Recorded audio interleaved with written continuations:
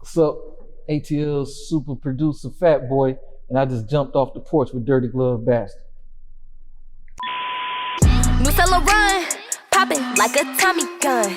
You hoes mad, I just laugh. All right, so we got Fatboi back off the porch with us today, man. Back off the porch. Yeah, this time the real porch. Yeah, that's why I had to come back, man. You know, the porch. Yep. Is here this time. You know what I'm saying? Yeah, man. Appreciate you coming by today, man. No doubt. Yeah, so appreciate y'all having me. Yeah, definitely got to start it off with the verses, man. So Gucci Jeezy, man. What was your thoughts watching this thing? Man, it was historic. You know, first and foremost, that was my main thought about it, because it was like watching history unfold all over again. Being, you know, there and actually knowing the history of some of those records, how they were created, and you know what all went into it and stuff like that, man. It was nostalgic, man. It brought back some fond memories and some good times, you know what I'm saying? Just, you know, Vette Pass B, just the way that record was recorded, you know, how it came about, you know what I mean? Like, it was just, it was historic, man. But, I feel like, I don't know, I feel like WAP dropped some records that didn't make sense to the battle to me a little bit. You know, I think even the lead-in record, you know, I thought, you know, come on, you know, Jeezy gonna drop classic after classic after classic. Like, this is what it's gonna need to be, you know. So that was kind of like a curveball to me. I thought the complete 20 from WAP, you know, some of the records could have been, you know, a little better selection. Yeah. Were there any records that you produced that you wish you would have played? Yeah, I don't know why he didn't do My Kitchen. That's one of our favorite songs. I told you this last time. Yeah, My Kitchen was, My Kitchen was one of the records that really put Gucci on a lot of people's radar. You know, I didn't do My Kitchen. I was like, I knew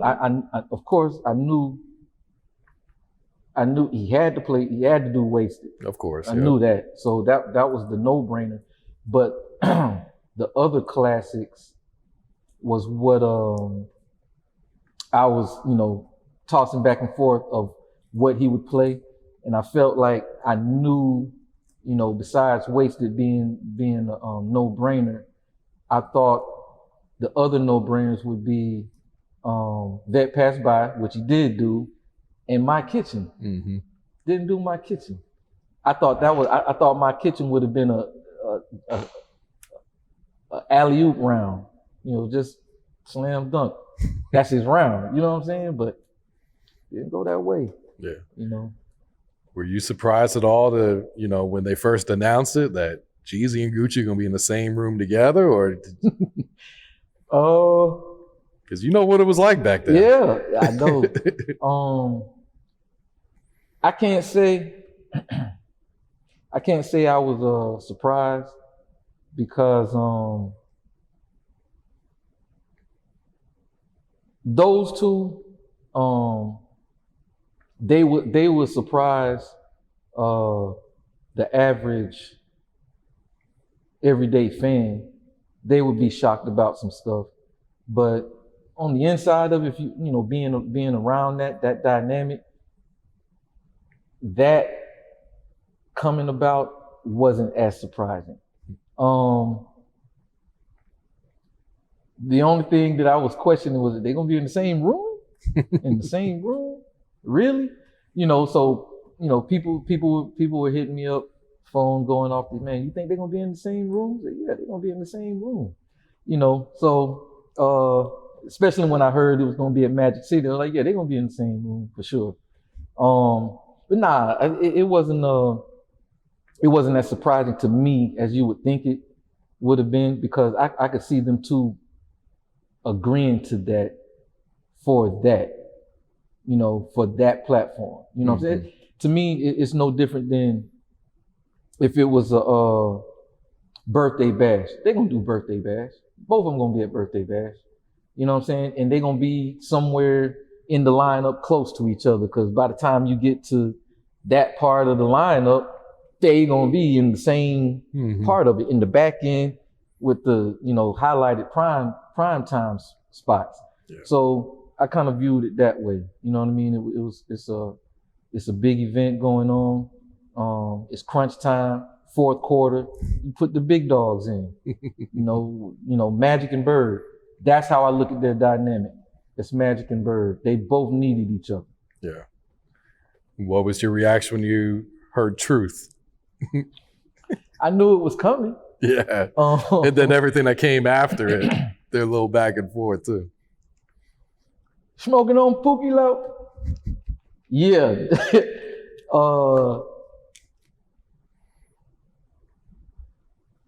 I felt, cause I knew it was gonna happen. I knew it was gonna happen. And up to that point, they both have been handling it, you know, fairly well, especially on Jeezy's side.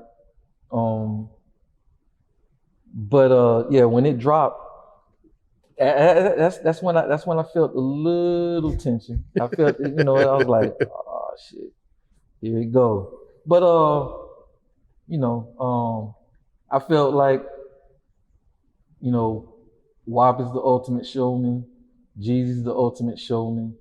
I didn't think it would get to the point where blows or shots were gonna get taken. I didn't think it would ever escalate to that point. I definitely wasn't as nervous about it as a lot of people that was in the live feed was. You know, I kept seeing a lot of people in the live feed saying they're nervous, they're scared right now, and you know, I never got to that point, but I did get a little uneasy, you know, because Watt was going kind of hard in that moment right there. He went hard, but at the same time, Jeezy knew he was gonna do Truth, so he had to know it was gonna be some kind of follow up with it. You know what I mean? Because after every record, both were saying whatever they had to say. You know what I'm saying? So, it didn't worry me as much as most, but it was a little tense. I felt it. I felt it a little bit. How do you think Jeezy handled it? I think Jeezy handled that amazingly. I mean, it's hard. I mean, and to tell the truth, both of them really. I mean, man, if you were around during those times, like it was always a tense situation. You know what I'm saying? Like you never knew what could pop off at any given moment. And for them to come this many years and, you know, extend the olive branch and all that, do a historic versus battle, you know, I think, yeah, Jeezy, man, Jeezy handled it like a grown man. He handled it like a grown man. It's rare that you see old beefs get to a point like this where you can be in front of the person you had a beef with for a long time and exchange words, and it don't, you know, the beef don't finish the way everybody thought it was gonna finish at some point. It ended up being good. You know what I'm saying? So yeah, man, I think that was, you know, that was big on I think Jeezy handled that, man, like a grown man, like a grown man. Yeah. He was on his grown man shit that night. What'd you think of them performing the song together? Did you ever think you would see that in your life? What I was thinking was gonna happen, and I was thinking, you know, I was just thinking outside the box. I was thinking both of them might perform the song separately in the same round to make that round a wash. Yeah. You know what I'm saying? Like Jeezy, Gucci, but since, you know, Gucci was leading, Gucci Gucci do his verse, and then Jeezy do his verse in the same round. But man, by the time it got to the end, it was obvious they're gonna close out with it together. Yeah. You know what I'm saying? And that right there, man,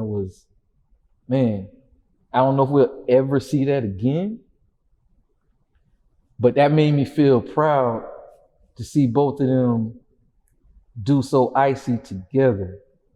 Even after the exchange went on after Truth and all that, to close that out, and for Gucci even say the things he said at the end, appreciating the olive branch and all that. I mean, just the way it was set up, like Jeezy saying, it's we can do it, or we cannot, and Watt was like, let's do it. I think that was huge, man. That was a proud moment for me, being in that situation, knowing it. That was a proud moment. Who do you think won? Hey. Your unbiased decision at that. My unbiased opinion, I gotta go with Young, because Young stayed to the classic script. You know what I'm saying? And it was a lot of debates online beforehand. People saying Watt was gonna wipe the floor with Jeezy. Jeezy ain't had nothing new in a while. WAP still dropping new hits. And my reply to all of them was, a classic will always trump a new hit. A new hit is just a new hit. It has to stand the test of time to become a classic. Billie Jean, if you put Billie Jean on for Michael Jackson right now, people gonna hit the dance floor. It is a bona fide classic. Let's Get It On from Marvin Gaye. What's going on? Bona fide classics. Classics stand the test of time. Wasted is a classic. You know what I'm saying? You can put Wasted on right now and it's gonna get some traction on the dance floor. Holidays come up, Wasted picks up, because holidays come up, more people gonna be getting wasted. They're gonna be, So I understood what people were trying to say about, he got the more current hits. Yeah, but they current hits, they haven't stood the test of time yet. Are some of those current hits, are we still gonna be hearing them 10, 15, 20 years, and people still feel the same way they felt the first time they heard it? That's what separates a classic from a new hit. New hits come every day, and most of them come and go. They have their time. But 24 Karat from Bruno Mars is going to be a classic. You can put that record on 20 years from now, it's gonna pack a dance floor. It's a classic record, and it was done in a classic style. It was a throwback to some 80s stuff that I remember growing up to as a child. That's what it made me feel like. You know what I'm saying? So it's a formula for classics, man. New hits don't institute outdoing a classic. And I know we'll probably get into that, but me, being in the club, it's been times where you'll see a DJ playing the new hits, and the crowd ain't really moving. And then he'll go to some classics, and then they start going crazy. Then he gets back to the new stuff, but it took the classic stuff to get them moving. You know what I'm saying? So I think on that note, Jeezy won because he stuck to the script and he kept coming with classics after the class. Even it was a time when even Gucci had said, "Let's get back to the hits." You know what I'm saying? And when he said that, Wasted came on. Between them two, man, we wanted to hear the classics. You know what I'm saying? That's what made us love them. You know what I'm saying? Those records that were monumental at the time. And as a producer, I also said this, in some of those debates, when we were making a lot of those records, we didn't know we were making classics. We were just making good records. We were making records that felt good at the time. We were making records that we felt needed to be heard. You know what I'm saying? Records that were going to make some kind of difference in the streets. You know what I'm saying? We weren't in the studio saying, yeah, this is a classic. Nobody said that. Nobody said that. Those records became classics on their own because of what they did, the way they impacted the world. That's what made them classics. So nobody, if any producer goes in the studio and says he's gonna make a hit or a classic today, no, you're not. You just don't even know. Nah, no, you're not. It's not gonna happen. Ain't gonna happen. Can we expect some new Gucci Mane Fatboi records here? Yeah, I mean, me and WAP, we linked up at Ace of Clubs. He did a walkthrough at Ace of Clubs. My partner DJ Dice, he hit me up and said, "Yeah, WAP coming through tomorrow, man. Pull up on me." So I pulled up. WAP didn't know I was coming. I just showed up. So, and the security is airtight. I mean, nobody could get to him, like nobody. So when he pulled up, I just walked over, and security was even, they were looking at me like, nope, ain't happening. You know what I'm saying? So, and it was one security in front of him was about as wide as this porch. You know what I'm saying? So I looked around him like that. WAP saw me, he was like, yeah, let him up. That's Fatboi, you know what I'm saying? So yeah, we chopped it up, man. We and it's the crazy part, that's the first time me and him saw each other in person since he came home. Really? We've talked on the phone numerous times, but that was the first time we physically saw each other since he came home. So yeah, we chopped it up. At some point, I'm gonna go down to Miami and get in with him and get back to what we do, being in the studio cooking up. Because I don't really like, he's told me to send him stuff, since he's been home. It's not the same as being in there. It ain't the same. Every record that anybody ever heard that they loved from me and Gucci, we did all those records on the spot in the studio, and our best records were done that way. You know what I mean? So, and making a record for Gucci, and even Jeezy too, like making a record, but especially WAP, making a record for him, I have to see him because I can be playing something, and if he ain't doing certain things, it ain't moving the needle. But if I hit a certain chord and he start doing this Gucci bop, hey, that's where I'm staying. And I build a beat based off of that. So if I don't have eyes on him, and especially since, the dynamic of the way a lot of guys are making records now changed from how he makes records, while he was gone, I was, moving with the flow of the way music was going. I was creating tracks that would fit those type of artists. So those tracks ain't necessarily gonna fit Gucci. So if I'm just shooting in the dark, just sending you tracks that I've been making, it's probably gonna miss the mark because I don't know where you at. I got to hear you, I got to see you, So yeah, we're gonna fix that, man. We're gonna get back in person like we used to do. It's time, man. Fans need it, man. Yeah, man. I need it. It's like, man, I haven't heard, I haven't heard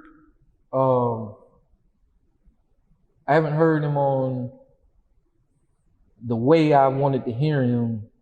If I hear him on a Zay track, of course I'm gonna get some classic Gucci feel. You know what I'm saying? But some of the other stuff, and if you listen to the streets is always saying, we want old guwap, we want old guwap. And that's why the whole clone thing was, he's a clone. Ain't no clone, man. If you know the inside on WAP, if you ever been around him like that, you would see that side of him in person. You know what I'm saying? But when the cameras come on, he gonna always be WAP. You know what I'm saying? But when he came on, when he got out, he was on this grown man shit.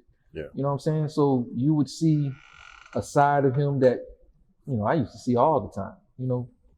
But if you wasn't used to it, if you was always used to him being on his ignorant shit, that's all you would expect. That's all you're gonna expect. So now he's a clone. You know what I mean? But yeah, man. Yeah, I'm expecting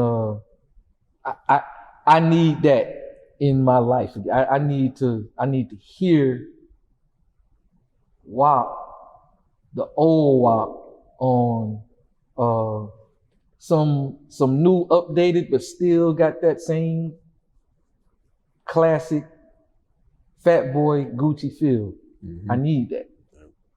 The world needs that. DJ Taz, is he making a return? DJ Taz. Is he making a return? Who told him that? I think Instagram told me. Really? DJ Taz? DJ Taz. Wow. Okay. Yeah. Yeah, man. DJ Taz is making a return, but I don't know if I'm gonna still be you know, known as DJ. You know, Fatboi has it's branded done so now. much. Yeah. You know, that, you know, I think I just have to stay with Fatboi on the DJ front. But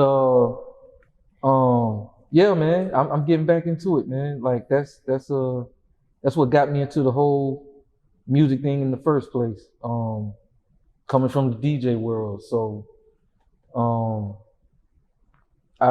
people have been telling me to, you know, I should get back into it. And I always say I'm gonna get back into it.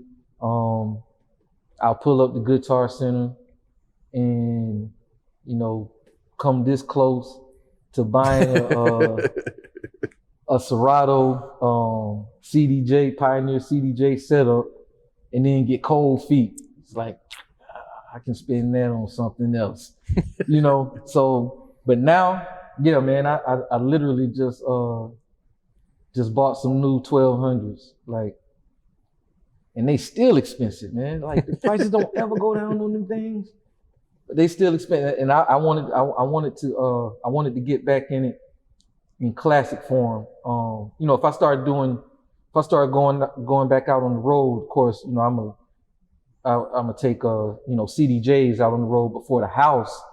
Now I got the 1200s in there again. So yeah, man. The whole thing that got me into the hip hop scene, man, turntablism,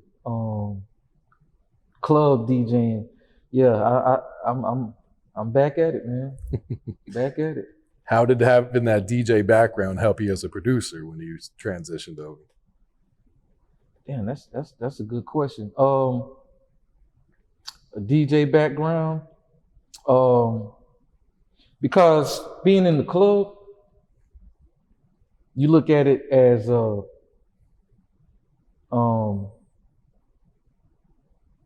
records that make everybody dance. Well, how I was looking at it, the records that make everybody dance. I want to make the records that make everybody dance. So, in my mind, you know, even though, you know, I have the title of producer, I still produce with a DJ mindset, which means I'm always going to try to do a record that makes people dance in the club or have fun, something that's going to spark some kind of emotion in you, or, you know, make you want to yell this song every time you hear it, you know, sing it word for word. So a lot of my secret sauce in a lot of my records was doing drops, putting drops in the record, because in the club, certain parts of the song would come out that everybody, you know, let's take Wasted, for instance. When Plies comes on, it says, I don't wear tight jeans like the white boys. And that part in particular, especially, I did with the DJ mindset, because I put it in the club. If you listen to it, the beat drops when he says white boys. Basically, that's and I knew the line was so prolific that I knew that's a line. Being a DJ, I know that's a line that the whole club is going to say when it comes on. So as a DJ, if I'm in the club, when that part comes on, I'm cutting the music. I don't wear tight jeans but I do get wasted as a DJ, that's what I'm doing. So creating that, I did that to the beat. So when you hear the beat comes on, boom. I don't wear tight jeans but I do get wasted so that's my mindset. So I've always created records, especially when it's a club record with a DJ mindset. And I think that helped shape my production style. Why people couldn't catch up to why some of my records felt the way they did. But in my opinion, it was because of the DJ, having a DJ background. I produced the records, the way I thought as a DJ. So it came out that way. Yeah. What's your thoughts on Clubhouse? Everyone's on Clubhouse. Man, Even though it's supposed to be so private and hard, exclusive to get on, but it seems like everyone's on it. Man, I love Clubhouse, man. I think it's if it stays the way it is right now, I know they're gonna open it up to the public and then it ain't gonna be invite no more. But I think it's a game changer. I think it's revolutionary because you can be in a room with somebody that you would never, ever in your wildest dream or have the opportunity to stand next to and have a conversation with. Now, everybody's not going to make it up in the panel, but a lot of times, discussions will open up and a moderator in the room will call up somebody from the audience and they'll come up and they can ask a question. Like, how often does that ever happen in real life? Like you just, every day you get to hear the voice of somebody that you've seen do great things in the music industry, film industry, real estate or engineering, whatever the background may be. You could possibly hear this person's voice every day, every single day, and possibly have the opportunity to speak to them. I mean, even for me, and I've been, I've been in the music business almost 20 years, and it's still people that inspired me to want to do music that I just spoke to for the first time ever. And since we're coming off the DJ thing, one of them is DJ Scratch. DJ Scratch was my favorite DJ as a kid. Every trick that I ever learned, I learned from DJ Scratch, watching DJ Scratch. EPMD was one of my favorite groups when I was a kid. Eric Sermon was one of the producers that inspired me to make beats. And as a matter of fact, I ran into Eric. I was working in LA and we were on the same flight back to Atlanta. I ran into Eric. That's my first time running into Eric. And this story is crazy because the same clique, literally Clubhouse damn near put all of them in the same room with me at the same time. So I ran into Eric in LA and literally had the opportunity to tell him. Now this is me running to him in person. Literally had the opportunity to tell him he's the reason why my first equipment that I ever bought was the Roland W30 because he used the Roland W30. So that's the reason why I got a Roland W30 to start making beats. Now, thrust into Clubhouse, I'm in the room, and it was a bunch of heavyweights in the room. Troy Taylor was in the room, bunch of people. And, we all kicking stuff back and forth. Rottweiler was in the room. Rottweiler's another one of those from the same circle. Another producer that inspired me when I was a kid. You know, him and Eric Sermon were two of my favorite producers back then. And Rottweiler's also a DJ. So, you know, and he's dope DJ too. So, you know, actually speaking to Rottweiler, you know, that was crazy. And then Scratch came into the room, same circle of people. And I had a chance to, you know, somebody said, Scratch just came into the room. And I was like, hold up, DJ Scratch? He's like, yeah, DJ Scratch. And I scrolled down, saw Scratch at the bottom of the panel. I'm like, oh man, you know what I'm saying? Like, what's the odds that two people that were part of my inspiration in hip hop and wanting to make music and from the DJ aspect are in the same room at the same time from the same circle? You know what I'm saying? And I'm talking to both of them. You know what I'm saying? Like, that was for me, just, you know, eye popping, you know what I'm saying? And to actually, you know, get a chance to, you know, give people their flowers while they're still here. I mean, y'all inspired me, you know what I'm saying? Like, and I get that when people come up to me and tell me I inspired them some kind of way. And when you hear that, you're like, damn, I really did that. And I'm looking at two dudes that definitely inspired me. And, you know, it was crazy. I had the chance to, and I knew Rottweiler would know the question. I asked Rottweiler, I said, Rottweiler, what did Eric Sermon use to make beats on? And I knew he would know the answer. I knew he would know the answer. And he gave the answer. He said the Roland W30. And, you know, he went on and, you know, gave a story about Eric on beats and all that. And, you know, I had the opportunity to tell him, you know, I asked you that, one, because I knew you would know the answer. And two, because he's the reason why my first ever piece of gear that I ever bought was a Roland W30. The first tricks that I ever learned on the turntable was from DJ Scratch. You know what I'm saying? Handcuffing myself. Yeah. And, you know, all that, man. So Clubhouse, man, from that perspective, man, it's a game changer. And not only that, you get the opportunity. Just take, for instance, you know, I just said I've been in the game almost 20 years. The information, as fast as you can get it now on Clubhouse, imagine if I'd have had that information almost 20 years ago. Yeah. To get that info, to be able to, you know, when I was a kid, you had Jack the Rappers.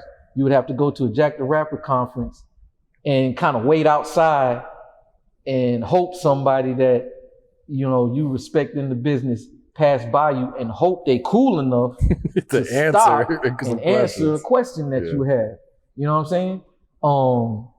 And now you can just pose that question and get an answer like that. Something that can put you closer to your goal, your dream of being, not only that, the pitfalls of the warnings, the red flags of being that we're giving all this information out. We're telling you this, you know, stuff to look out for, stuff that we all went through because we had to learn it.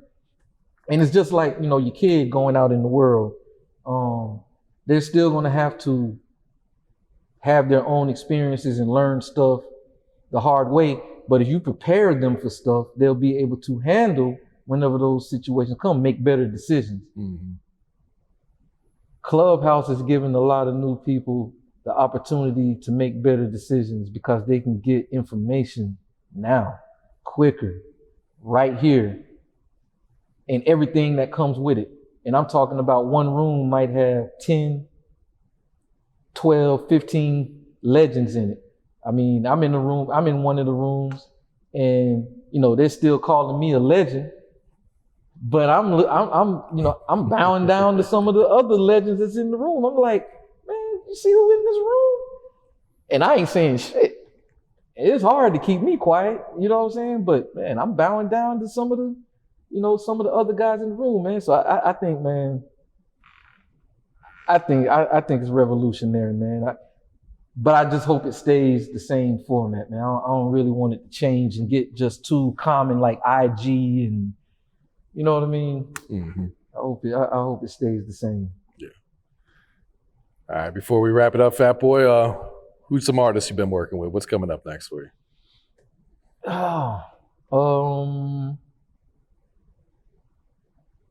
Flo Milli is the most recent.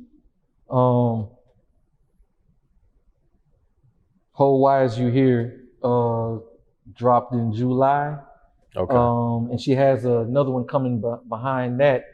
I did a record with her and Chris Brown. Oh, really? Man. Yeah. That's big right there.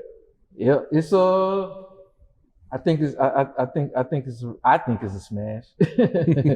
You know, I feel it is. I don't kid myself, you know what I'm saying? Like if I don't have a hit record, if I don't you know, I ain't gonna say it is, but this one I think this one can go. So her, I'm about to go in with Juicy Fruit next week.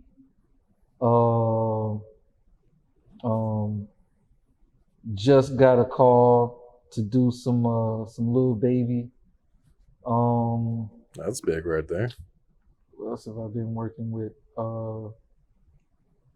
Man, I don't know why this is, but every time that question You just draw a blank.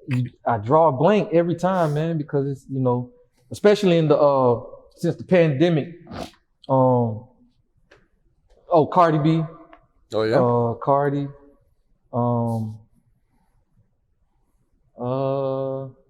I just did a movie for a song for a upcoming Hugh Jackman movie called Reminiscence. So I've been also getting into the pandemic has been a curse, but it's also been a gift because the shutdown has caused Hollywood to kind of change their approach to acquiring music for film and TV. And because of that, man, I did the Reminiscent movie, Hugh Jackman, some Power Book, Ghost 2, some Apple TV stuff. So, you know, it's, and I don't know if I said the last time I was here, but, you know, the next round for me is I really want to get into movie scoring. Okay. You know what I mean? And, you know, these opportunities with that have been popping up now. So, you know, that along with a lot of the artists that I've been working with, developing artists, Torian, he's a young R&B singer, used to be signed to Cash Money, but I was the first producer that he ever came to. And when he was like 14 or 15 years old. So now, you know, that story is full circle. We've been working on a tape together. Man, it's a lot of people, man. A lot of people, you know. It's always work every year, but, you know, I guess with the combination of the pandemic and Verzuz, like it's really picked up, huh? Yeah, it's been going real crazy lately. So I ain't complaining. Yeah. Won't hear nothing from me. But yeah, man, I think you know, I can't think of everybody. I'm drawing a blank, man, and I hate that. It always happens, man. It ain't no different than if you ask me some of the records that I produced. Yeah. Y'all probably remember records I've done more than me. You probably, oh yeah, I did do that. But yeah, man, me and my OG DJ Toon, you know, we've been talking about putting some things together possibly. Okay. In the podcast world. Man, just, I think I've just been trying to expand revenue streams, do different things, trucking company, all kinds of stuff, man. I'm trying to get in some of everything, man. Cool. So that's where we at, end of 2020, man. Working. New fella run, popping like a Tommy gun. You hoes mad, I just laugh, this shit is fun. I'm colder than winter. Excuse me.